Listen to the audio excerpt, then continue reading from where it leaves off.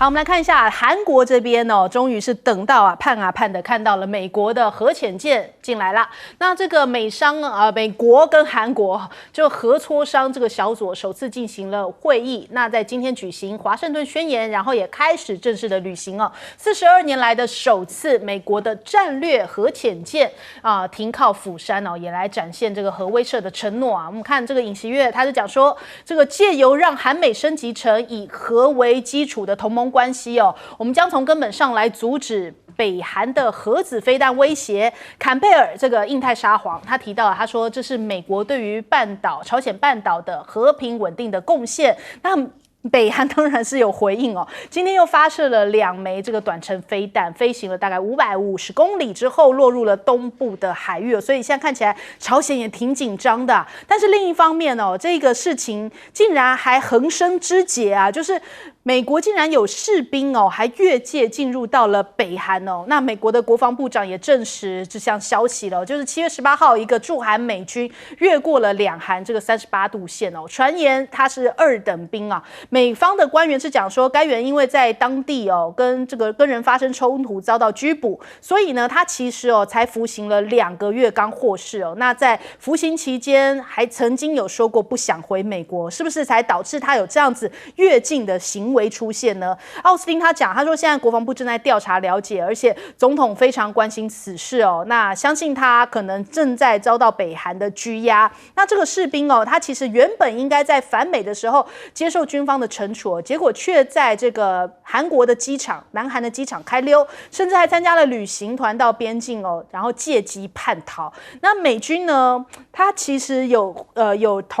等于说同行者还原这个事情啊，就说他还哈哈哈之后就狂奔闯进了北韩哦。那同行的人原本以为他是在开玩笑，在板门店选择入境北韩最可能的位置哦。那这个可能是这个军事区游览行程唯一可以尝试的地点，所以他看起来感觉上早有预谋这件事情。那另一方面，这个驻韩的美军哦，过去本来就争议很多嘛，我们就列举一些哦，比方说有这种酒后砸车的呀，或者是说搭车不给钱还暴打这个韩国的司机哦，甚至20岁的女子还遭到这个性侵，被在这个美国的军事基地，就是韩国驻韩美军的军事基地这边遭到性侵。那1年平均下来大概犯案400多起哦，还甚至跟警察起了冲突，打了南韩警察耳光哦，所以很多韩国人是很反弹这件事情哦。韩国教授曾经还跳出来说，再不严惩，只会让韩国人被看不起，美国是不是骑到我们的头上来了？那根据这个驻韩美军的这个地位协定哦，只有当美军犯下杀人啊、什么强奸啊，或者是贩毒啊这些事情的时候，韩国的远警才可以把他拘留哦。那不然，通通都是要先交给美军。所以韩国的警察对于美军也是无可奈何，这就是挑起以前的一些相对应的恩怨哦。那美军最近还有一个让人家有点傻眼的事情哦，怎么会突裁成这个样子哦？他们把这个.mil 拼成了.ml， 也就是说呢，他们有很多这种敏感的 email， 通通都发给了俄罗斯的盟友马利哦，因为拼成了 ml 就是马利的缩写嘛，所以这个问题哦，其实在荷兰这边的技术专家早就已经跟美方提出警告了。那结果都没有人去改哦，就这样子10年都没有改变这件事情哦，所以发了上百封哦这种记错的信。那很多军事啊敏感的一些讯息，甚至连这个美国陆军的参谋长5月访问印尼下他的饭店房间号码，通通都发给了这个俄罗斯的盟友马利哦。那我们看到五角大厦的发言人他讲，国防部已经意识到这个问题的严重性哦，所以未来将会采取相对应的措施哦，确保email 不要再记错了。另外呢，习近平对于美军现在看起来也不抱期望啊。李尚福终于跟美方见面了，但不是官方的人，这次见面的是季辛吉哦。他说，因为美方有一些人呢，为和中方相向而行，使得中美关系啊一直徘徊在建交以来的低谷啊。其实这个季辛吉也有回应，他说这是作为中国朋友而来。中美任何一方都承担不起把对方作为对手的代价，所以他宁愿借这个100岁的季辛吉，也不愿意见奥斯汀，就是反映出来习近平之前所讲。习近平之前见到比尔盖茨的时候，他就提到啦，中国始终这个寄希望于美国人民哦，所以宁可跟民间这个非官方来沟通哦，但是不愿意再跟官方或者是拜登政府来做交流了吗？我们来问一下介老师。这个美国核潜艇是40几年来首次进入这个韩国的釜山港，韩国的港口啊。那其实这个动作之前双方就已经协议好了，就是这一次在那个今年4月26号，尹锡悦访美国的时候啊，他们签订了一个宣言，叫这个华盛顿宣言。这个宣言里面就已经提到说，美国的核子潜艇啊，会常态性的例行性的去造访韩国的港口。那后来就是说，人家说这个造访是不是这个核潜艇将来就会在这个釜山港或其他韩国的这个南韩的港口里面常驻，或者就是变成一种经常性的这种驻扎。结果美方说不会，没有这件事情。那就变成就是说，这个只是来访问一下，访问几天也就要走人了。所以很多人就说，哎，这个没有什么实质的意义，对不对？你要真的打起来的时候，哎呀，那这么没有核潜艇在这边啊，那你还要从美国那边调过来吗？所以这个从美国的西岸调过来开过来，也起码是10天半个月的时间啊。所以这个基本上是一个象征性的。另外一个，其实在韩国尹锡悦上台曾经发下狂言，他说韩国要发展核子武器，结果呢？这一次的那个华盛顿宣言呢，基本上这一个让这个美国的核子潜艇去造访韩国港口，可能是美方跟韩国的一个妥协。那因为事后有人访问美国的军方说，韩国不是要发展自己的核武吗？你们立场说，他说美国说我们绝对不可能支持韩国发展核武。所以就是说，尹锡悦可能是取乎上得乎中，那因为他要发展核武嘛，跟他的美国老大哥商量，美国不同意，所以呢，美国就说，那我派我的核子潜艇到你的那个港口去晃一下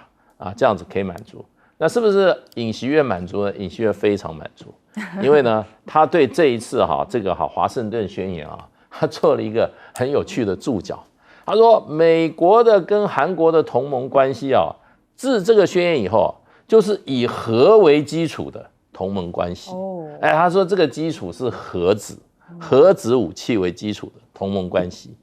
那有人就说了，尹锡悦是不是搞错了？他以为这个北韩发展核武是要对付南韩吗？其实大家都知道，北韩跟南韩是同一民族，是分裂国家，对不对？他们有一天还是要统一的。那北韩会拿自己的核子弹来炸自己的国土吗？从北韩的角度看，南海是属于他们的国土啊。从南海角度看，我不晓得尹锡悦怎么样，北韩也是他们的国土啊。怎么会呢？内战的对立最后把那个核子弹都拿出来打，有一点丧失理性的感觉。那事实上，北韩的核武，他一直在强调，他最近在发展什么载具？以北韩的核武这个载具飞弹来讲，现在可以打15000公尺，所以呢，这个是对美国形成威胁。对，所以北韩的核子武器，照北韩方面的这个说法，应该是以美国为对象。那现在韩国尹锡悦突然说，他要核子武器放在朝鲜半岛，好像要跟北韩一决雌雄的时候来进行相互的保证毁灭。这个就是我觉得他可能对这个朝鲜半岛既有，尤其朝鲜有的这个核武器的性质我觉得他的研判有一点错误了。那另外一方面就是驻韩美军的问题非常非常的多，因为驻韩美军基本上享受治外法权，也就是说一些轻罪的时候韩国的警察都不能干涉，就直接由美国的驻韩的宪兵带回去自己私刑解决，通常也是怎么样，前面抓人后面就放人了。这已经造成韩国的民怨很多年了。好，来问杨老师，一个没有核子武器的国家，在1968年的核不扩散条约 NPT 之后它怎么样去取得核武或者是核子的保护？有3种方式，一个叫做核计划，核拥有，这个当然等于是直接挑战核不扩散条约。但是到现在为止，你看到印度、巴基斯坦、北韩、以色列这4个国家已经确定，这叫事实核武国，他们都达成了。没有达成的呢，过去的利比亚这些国家实际上都受到了这个挑战。那另外一个叫核共享、核计划、核共享，还有就是核保护。核共享是什么意思？主要就是美国在针对北约，包含德国、意大利、比利时这些国家，在他们国家的境内建中程弹道飞弹基地，然后呢上面可以搭载就是核弹头，那这等于是核共享，我跟你分享。但是当然这个基地所有一切都是美军控制了，只不过是在你这个德国、意大利的本土。核保护也就是说我在政策上我跟你签条约，然后我在政策上宣示说我要对你的这个核子保护伞提供给你以避免你被别的国家的核武威胁。那这个在冷战的时候呢，谁有这个待遇？日本，美日安保可是各位，韩国在1998年金大中上来的时候2000年的时候他做了总统2年，他发现到原来他的国防部在发展浓缩铀，这是《纽约时报》在2000年一篇报道。因为当时的韩国的国防部不信任他，那金大中是要跟北韩交往的，所以呢，这个计划被发现到说被停下来。现在所谓尹锡悦上来之后，认为说韩国面临到北韩、朝鲜的这些核子武器或者弹道飞弹的这些威胁，他们说我们要自己拥有核子武器，是真的吗？我觉得其实这个民意并不是这么明显，这某种程度是政府他们自己的一个想法。但美国你知道，他不可能给这个韩国核共享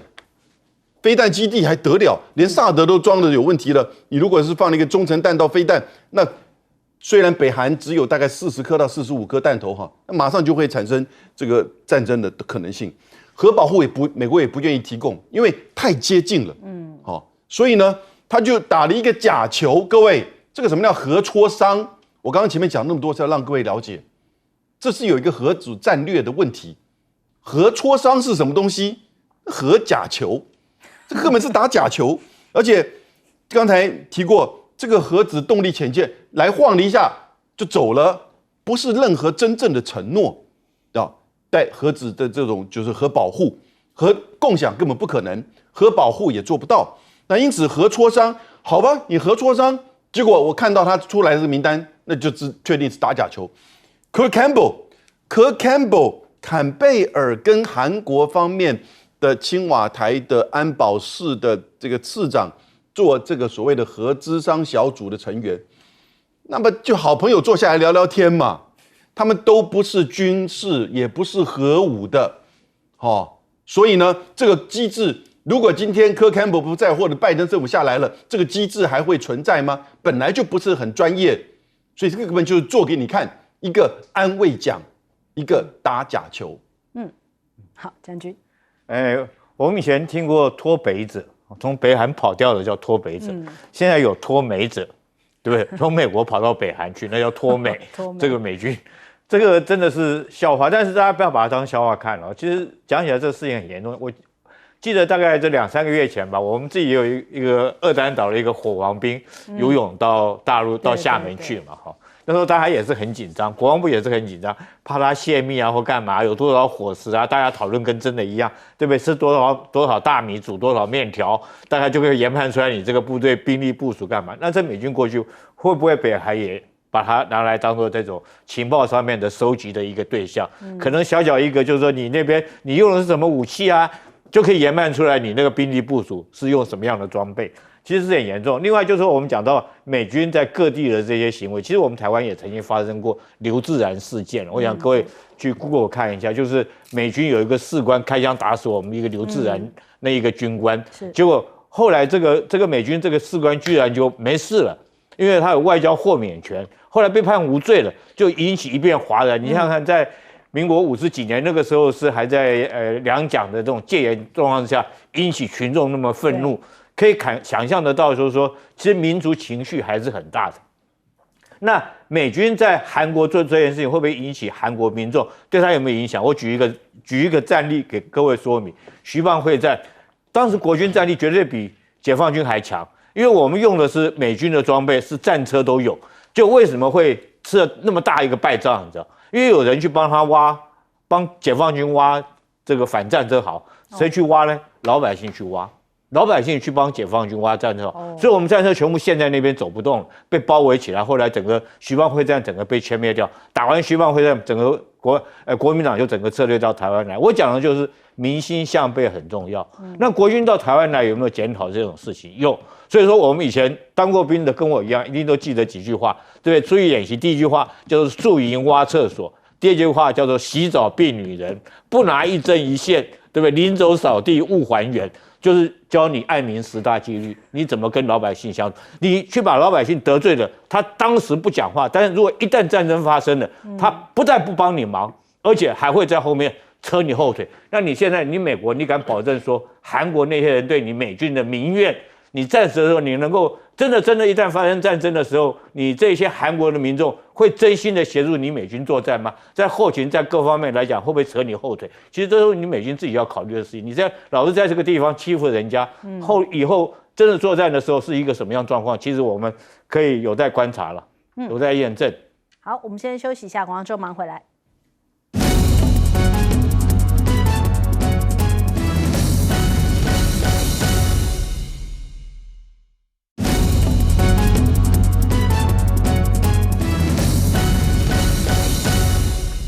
好，立刻来看一下现在中美之间的太空战哦。首先，先看看这个星链呐，被人家拍摄到说，哇，在天空中这个杭州拍到不明的飞行物22颗连成一线哦，还从旁边这个天边又飞过来，然后逐渐消失。后来被人家发现，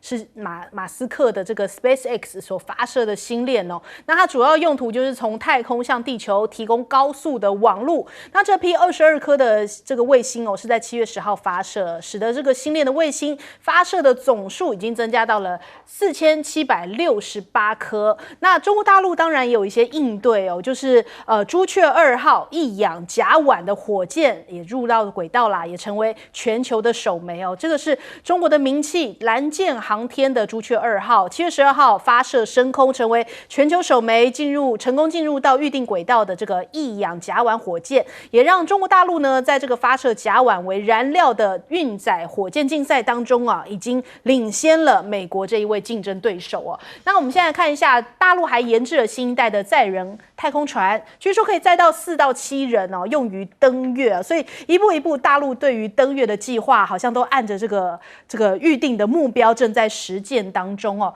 大陆的这个中国科学院的预告呢，就说这个专案哦将会上中国的太空站，也就是我们之前常常所提到的哦，这个新一代的这个太空科学卫星，预定在2025发射运行哦。那将会是首个太空天文望远镜慧眼的卫星的继任者，那有望达到慧眼卫星的探测能力的100倍以上啊。所以中国大陆也是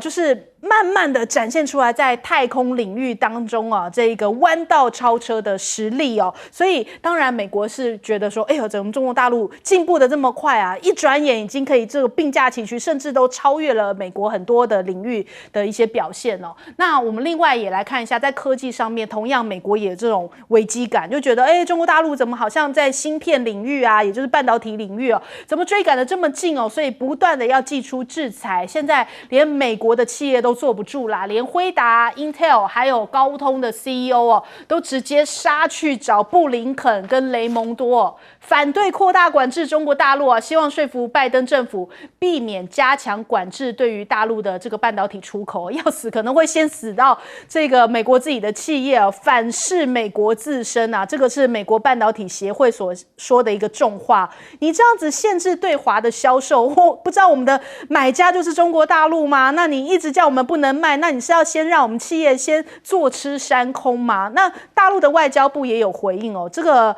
寄望拜登哦落实无意脱钩的承诺。你们不是说不要脱钩吗？不要对华脱钩吗？那你们为什么还一方面一直在制裁哦？总是说一套做一套哦。那这个你们当时也讲说无意围堵中国的承诺，请你落实到这个实处啊。那再来我们看一下。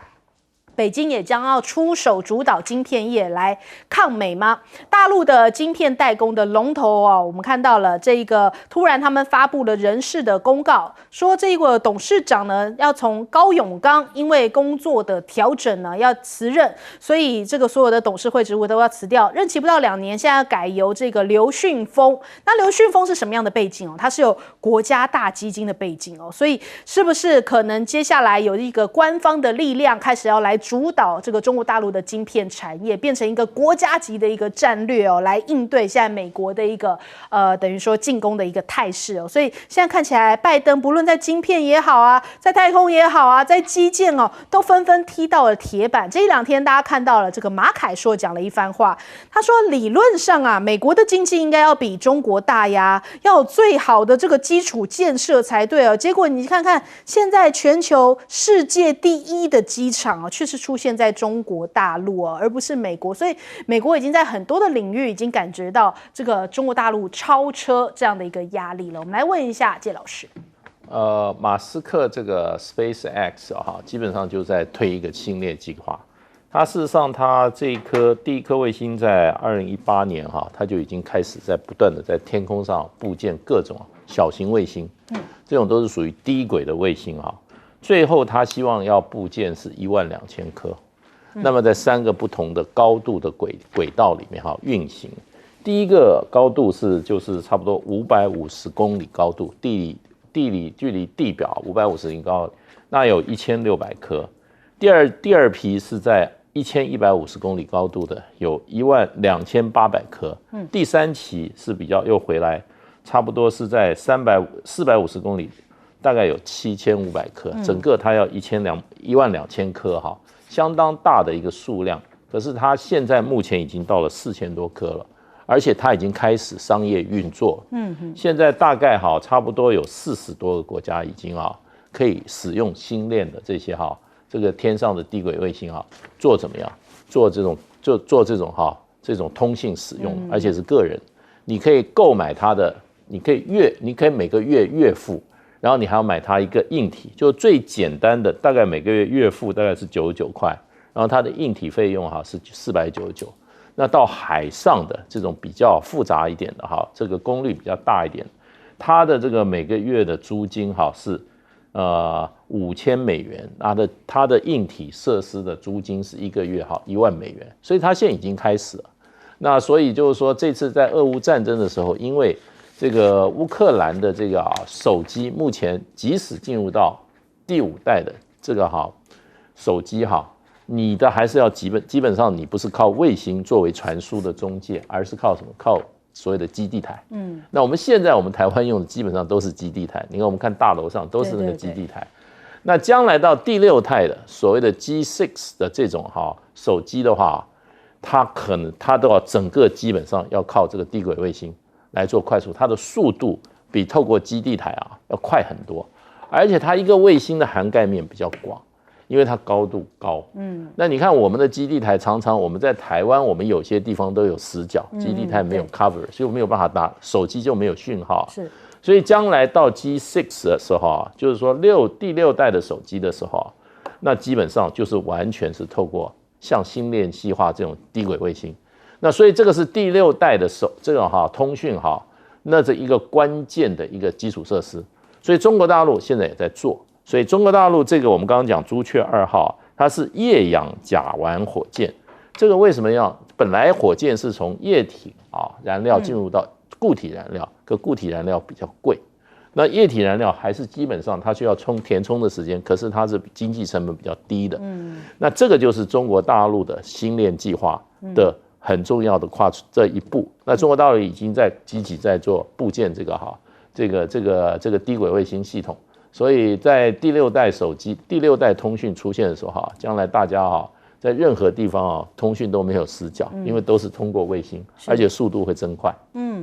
来问杨老师，就昨天美国的半导体产业协会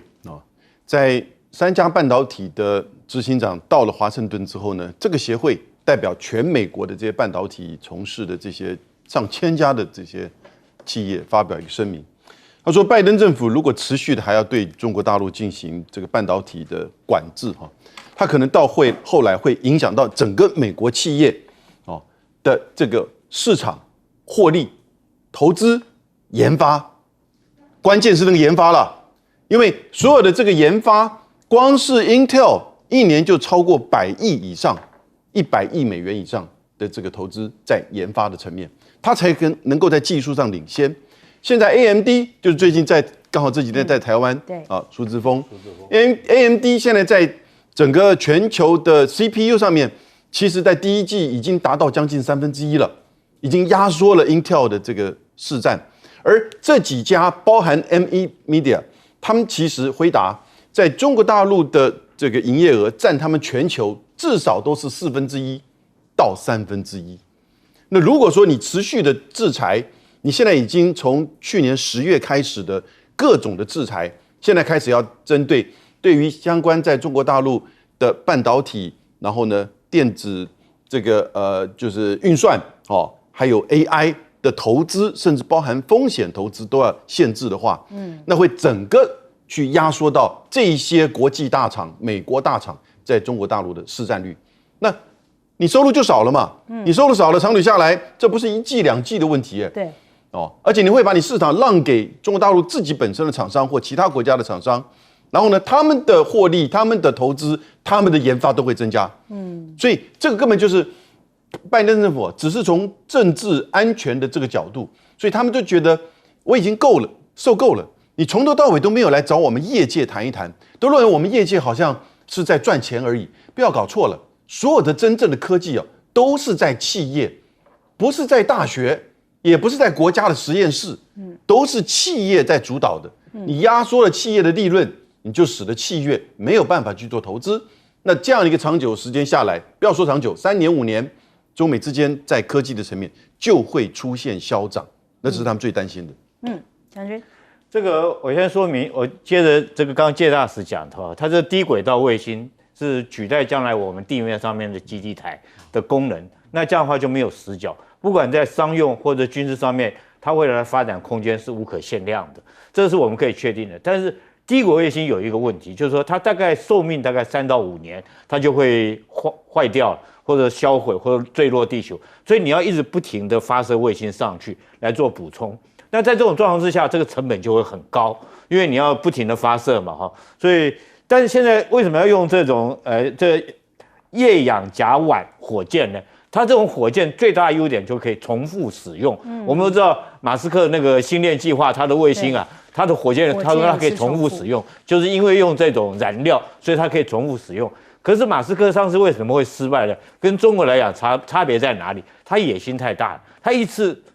弄太大颗了。对不对？120公尺高，哇操！那35层楼高的那么一个火箭上去，当然总共好像有11个火箭，11个这个引擎里面有2颗没有点火，就造成爆炸。那中国这次为什么能够朱雀2号为什么能够成功呢？它等于说是稳扎稳打，小跑这个慢步快跑前进，对不对？它的火箭没有那么不像马斯克那么大，它所带的卫星的量也不需要那么多。但是第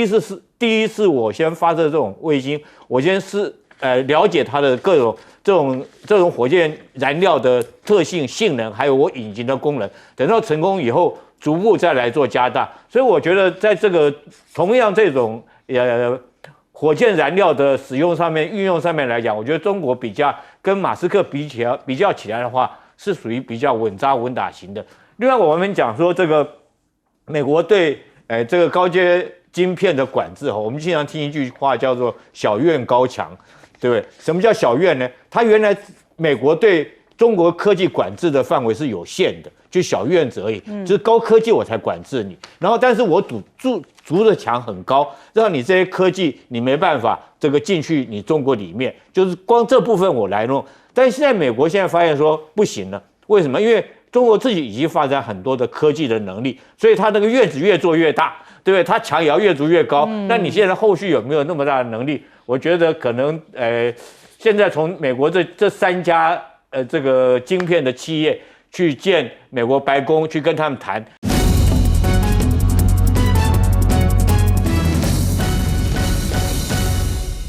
欢欢迎收看《新闻大白话》，我是主持人翟轩，马上来欢迎一下这个阶段加入我们讨论来宾，前大使谢文吉，翟轩好，各位朋友大家好，前国安会副秘书长杨永明，翟军好，大家好，退役少将厉正杰，翟轩好，各位观众大家好。好，现在来看看台海目前的这个情况哦，国军是不是这个现在目前钱不太够呢？柯文哲喊出来说要提高国防预算哦，那邱国正的回应是讲说没钱有没钱的办法。那柯文哲提出的就是说，现在国防的预算应该要占 GDP 的3%哦，可是现在恐怕是没有办法。但是呢，昨天也看到这个消息哦，就是我们的国军抗弹板被人家爆料说，竟然有用手就可以把它凹弯掉，35秒的影片在网络上面疯传呐。网友在想说，天哪，这样子我们国军怎么打仗呢？光是这个抗弹板，手都可以这样子把它给这个击穿哦，那这样子耐用嘛？那我们看一下邱国正讲说，不会草菅人命啊，我自己也有子弟兵跟亲人哦，那现在都在用，就表示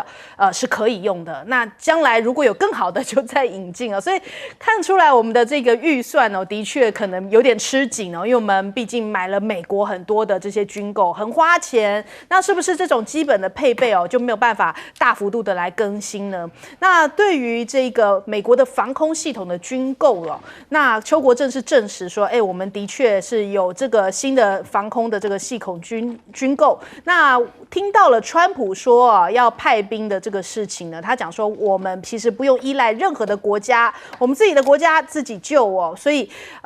底气是很足啦。那我们到底要买什么样的一个地对空的导弹系统哦？就是因为看到乌克兰战争当中哦，这个表现非常优异的这样子的一个地对空的导弹系统 NASAMS 这样的一个系统呢，所以台湾也准备要向美国来采购。那是不是已经获得美方的同意？还有这个期程是什么时间点？现在目前还没有一个正式的通知哦。那另外看一下日本的兵推也是引起了大家的这个瞩目哦。首先这两天大家在讲柯文哲提到，如果解放军从金厦大桥长驱而入，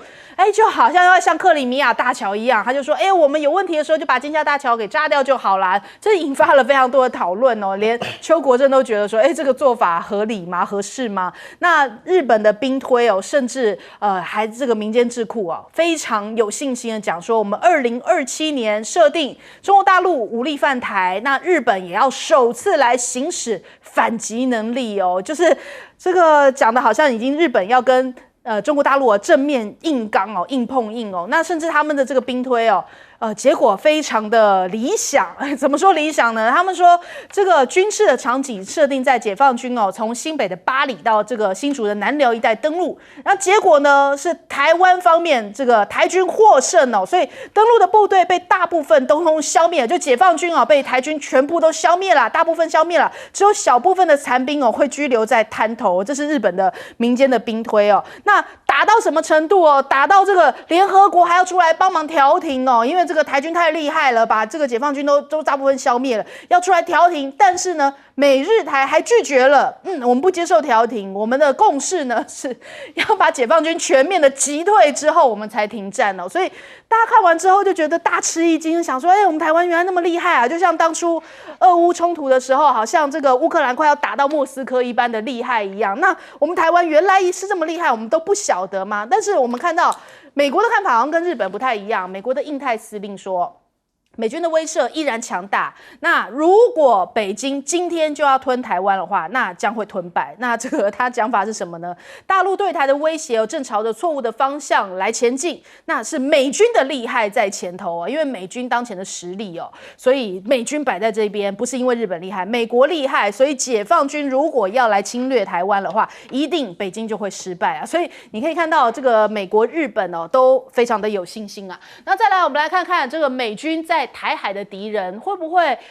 他原本的估算是说，他可以击退解放军啊，然后可能让北京会吞败嘛。结果呢，现在的真实的局势是怎么样？恐怕他要应对的不止中国大陆，恐怕连俄罗斯也都是在这边是要应对的一个对象我们看到有5艘解放军的军舰通过了对马海峡，甚至参加这个日本海的中俄军演那美国的航母在台湾的外海还遇到了俄罗斯的直升机接近哦。这俄罗斯的即时通讯的群组传了非常多张照片，宣称俄罗斯的直升机在台湾的附近海域直接飞靠近了这个美国的航空母舰雷根号。7月10号的时候，雷根号其实是向南穿越了这个印尼的巽他海峡，然后由南海进入了印度洋。16号的时候到了这个印尼的巴厘岛哦。那所以我们看这个郑源哥哦，他有在脸书上面 po 出来，美国的航母果然是现踪在印尼的巴厘岛海域啊，那似乎在演习些什么，所以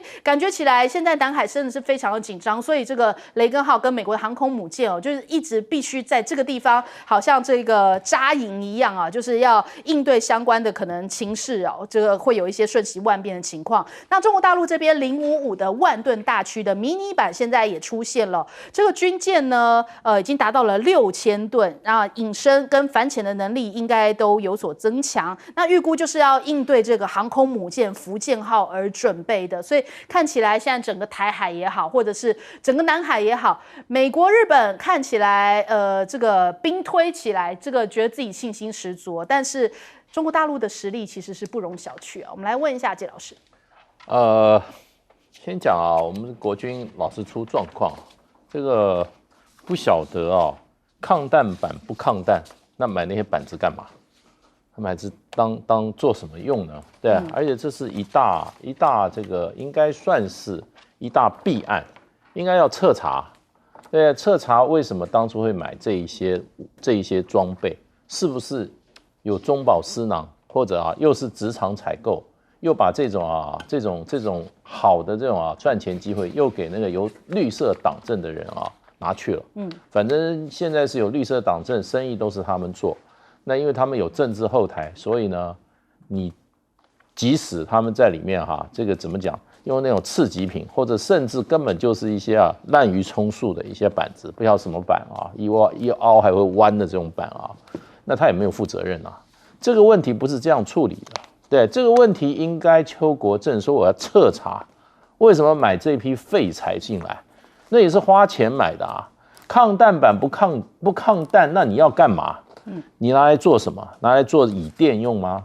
那一定是这个是绝对，不管是采购还有任何的做的决策，这个要彻查，因为这是草菅人命因为我们的子弟兵是要靠这个来保护生命，要上战场用的，赚这种钱的人最不道德了。这个已经不是说今天这是一个大家茶余饭后谈谈，这个要彻查的。我也不晓得我们立法院那些诸公们那些到底在干什么？你们真正在乎我们这个我们的军人，我们自己的子弟兵的生命生命的话，这件事就不能够这样子处理掉。什么周国正说我自己也有子弟兵什么什么然后这件事就算了吗？我只是问一下，抗弹板不抗弹，这不是要在过去的话，如果说是任何国家发生这种事情的话。那要彻查，要把很多人都抓出来这些人花了公家的钱、国家的钱，结果买一个不堪用的，那么这些东西废材放到军队里面。如果说你不知道，你真的带着那个抗弹板上战场，一个子弹把你打死了，你这个是不是冤不冤？这是等于说是怎么样间接杀人这非常严重的事。那怎么解决这个问题呢？我倒有一个办法。我觉得一定可以解决。我们先不说这个案子怎么样彻查，我们说未来怎么杜绝这些案子，很简单嘛，就是请林非凡请这个陈柏惟，还有呢绿色高官的自己的儿子或者说这个孙子就直接到军队去从军。现在你看各种兵推都要打起来了。美国的军舰、航空母舰已经要打起来了，这些人天天准备在那边垒起战鼓要我们在台湾的这些穷人家的子弟兵准备上战场他们自己在干嘛？自己主政的人买了一个抗弹板，结果不抗子弹，那万一你买一个枪不能打出来，那怎么办？那这个是一个非常严重的问题所以我认为能够解决这个问题，就是怎么样？这一些王公贵族们的自己的这种绿色王公贵族、绿色新贵，他们自己或者他们的至亲都去参战，现在就加入到军队里面，你看他们还会再出现这个什么抗弹板不抗子弹的问题吗？不可能嘛。现在就是因为他们天天这个挑起这个战争，可是去承受战争的这一些我们的子弟兵们，国军子弟兵们都跟他们无关，是他们的炮灰。抗弹板不抗弹，他们根本跟他无关。我们现在就要他主张战争、鼓吹战争，在这边制造战争的人，他自己要站到第一线，这些问题就解决了。所以我们刚刚有提到说，这个日本的一个兵推哦，就讲说，这个解放军如果侵台的话，还会遭到歼灭哦。那我们也很好奇说，到底是怎么样一个方法，我们可以这样子赢得那么漂亮啊？那看那个报道的最后是讲说，细节无法透露，所以我们都怎么赢的，我们都不知道。但总之是告诉大家，我们是可以赢的咯。来，杨老师，我以为你会告诉我了。那个，因为我也很想知道，我也很想知道。最近兵推好多，好，那有3个东西哈，跟兵推有关的，大家一定要有所了解。第一个就很清楚嘛，现在已经是中美新冷战，而台海就是最热点，冷战热点就在台海，那因此战争的这种可能性跟准备，所以才会有这么多兵推，大家一定要警惕。第二个。任何的兵推不管它是这种书面式的、政策式的，还是真的那种实际的兵推，它其实都不会考虑太多政治、战略、经济的因素在这个里面。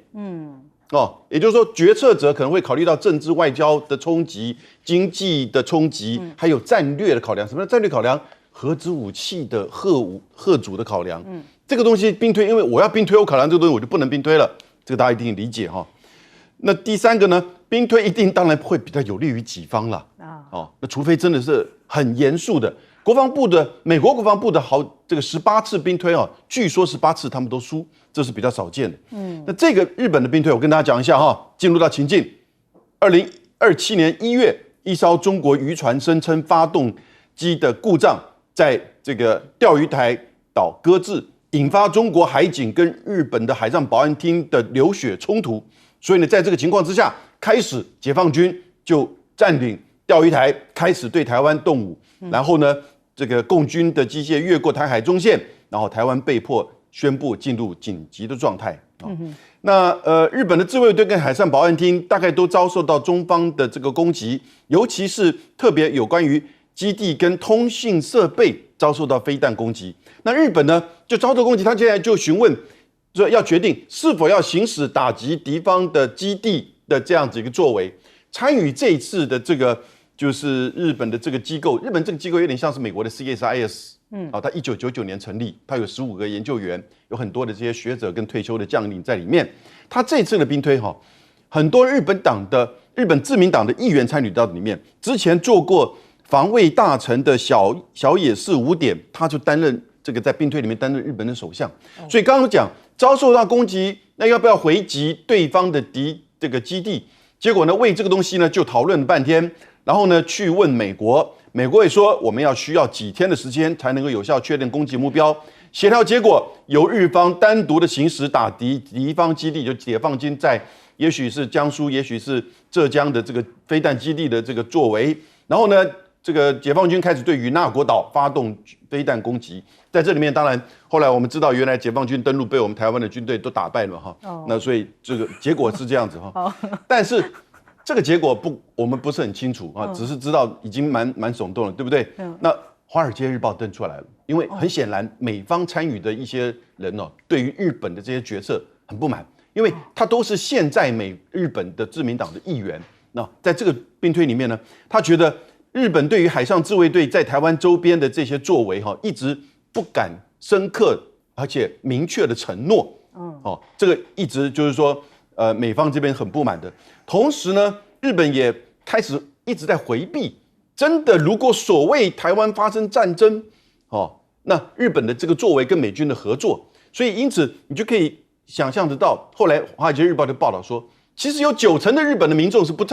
赞成台海发生战争的时候，日本的自卫队介入到台海的战争里面来的。所以各位，所谓台湾有事，日本有事，如果它不是一个骗局，它就只是一个话术。各位一定要所了解。好，我们来问将军。介大使，我给你一个建议，有更好的方法检查这抗弹板，叫我去买。我买了以后，我测试完，我穿在身上，对着我开一枪，哎呦，就，要有这种魄力啊，对不对？谁去买这个抗弹板？谁穿在身上让对方开？找自己来开一枪，叫林非凡去穿好不好？打不穿的话，那大家都不要讲话；打穿的话，我买的，我应该的，没话讲。所以我觉得这个东西最简单的嘛，你谁去买的，谁穿在身上，叫人家开一枪打看嘛。我记得有那个影片，美国他们卖那个武器的哈，卖那个枪支的，人家去试穿那个防弹衣，那老板就开一枪打看。那至于这个兵推哈，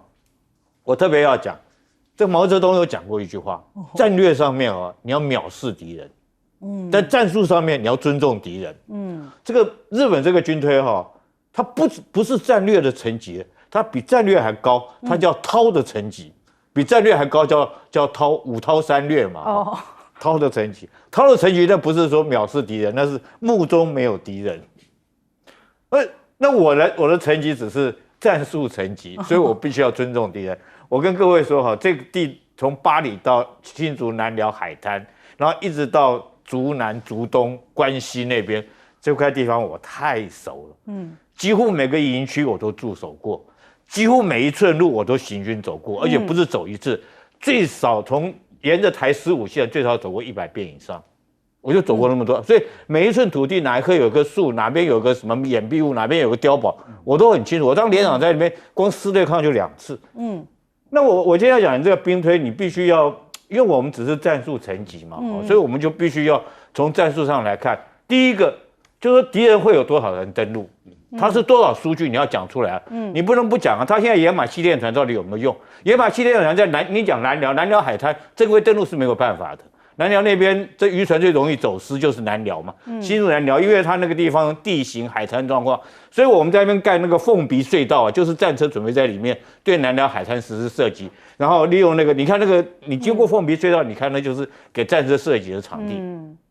那我们台湾现在有多少部队可以用在这个地方？其实从南寮到巴黎刚好就是第3作战区的战斗地境线的区域范围。这段地区我很了解哪边能够登陆，哪边不能够登陆。能够登陆的就是现在这个海湖海滩是红色海滩，能够实施正规登陆。林口海滩林口台地是空降的地方，对不对？所以说在湖口那边摆了2个装甲旅，准备反击部队用的。所以这些兵力部署、作战的计划什么，我从连长当到旅长都在那个地方，所以我很了解。所以这个地方真的可以把敌军全部歼灭吗？是它地形很我当然希望是可以啊，对不对？但是我讲就是说，你要知道你用多少兵力嘛，敌人多少登陆了嘛，你要讲清楚嘛。敌人如果说只有一个营来登陆，你用10个旅去打他，你当然可以把他歼灭在滩头。问题是他是不是这样？第二个，他用什么样的武器？还有一个很重要的，就是说。作战一定是主登陆、驻登陆、洋登陆3种登陆方式都有。那你中南部你还有没有兵力去防守敌人？如果他主变驻的洋登陆变成主登陆，你这样的话，你中南部海滩你还守不守？所以我觉得这个东西这个兵推真的就叫做那种韬的层级，已经是目中没有敌人了。但是我们战斗战术还是要尊重敌人了，也就太理想化了，就是。对，我觉得你还是要尊重敌人。这是毛泽东讲的话，这不是我讲的。你要尊重敌人，他有多少登陆的载具，他有多少战力，他有多少武器，你要弄清楚。好，我们先休息一下，广州马上回来。还在讲说。